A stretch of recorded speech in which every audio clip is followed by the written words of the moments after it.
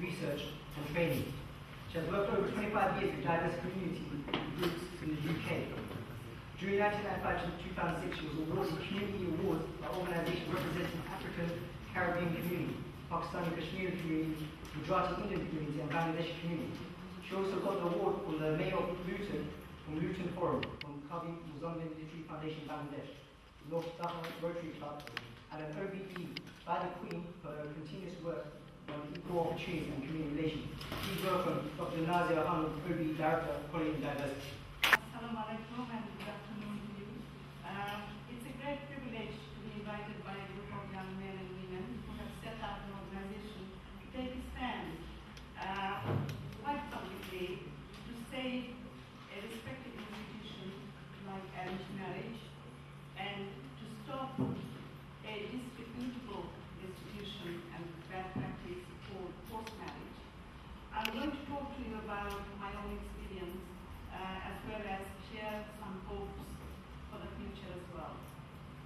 It's very important what the young people have said previously, that it's a multi-racial, multi-ethnic group, which is a good sign because, as you know, forced marriage doesn't happen just to one community. It can happen to any community across ethnic lines. It can happen to any faith group, not just the Muslim community.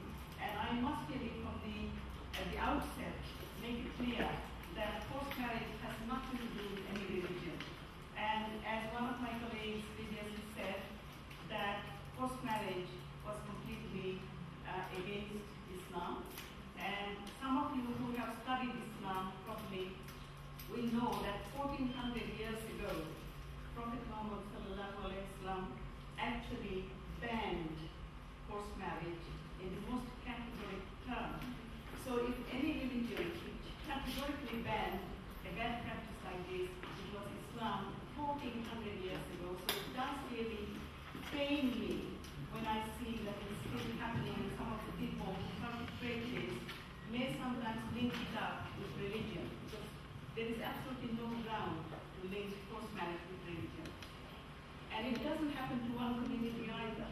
It doesn't happen to one ethnic group either. When I was carrying out my own research, what I found out that it can happen to those families within some communities where there is a kind of tradition of patriarchal power structure and the uneven, unequal relationship within the families and very strict traditional values which they probably have brought from some rural backgrounds in the past. Although those countries have moved on, but some of these families are still trapped within those traditions and patriarchy.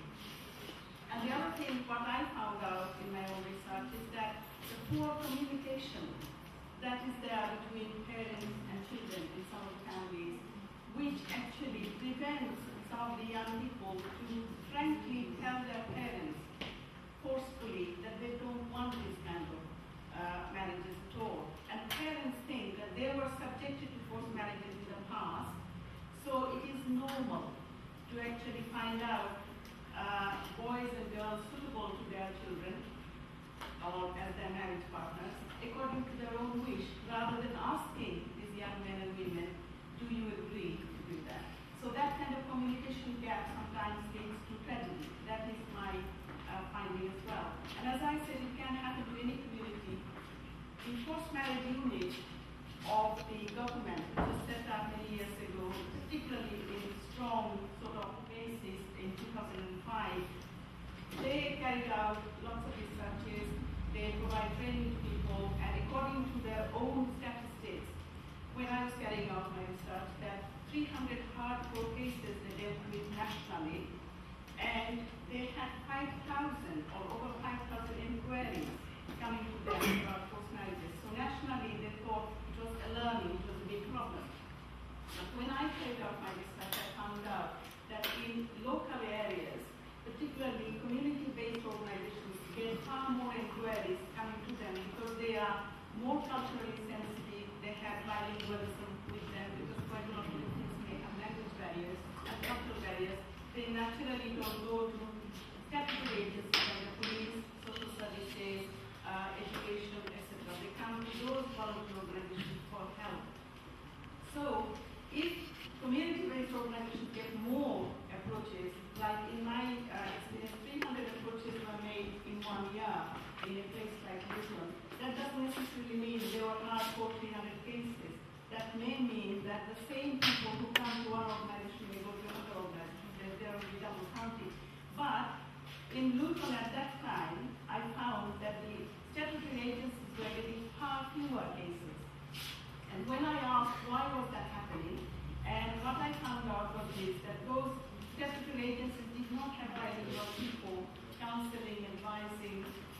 reporting these victims. So obviously, the position is when forced marriage, women's organization called forced marriage unit, which are 300 or hardcore cases, and we all know that there are many cases which will never be reported to anybody.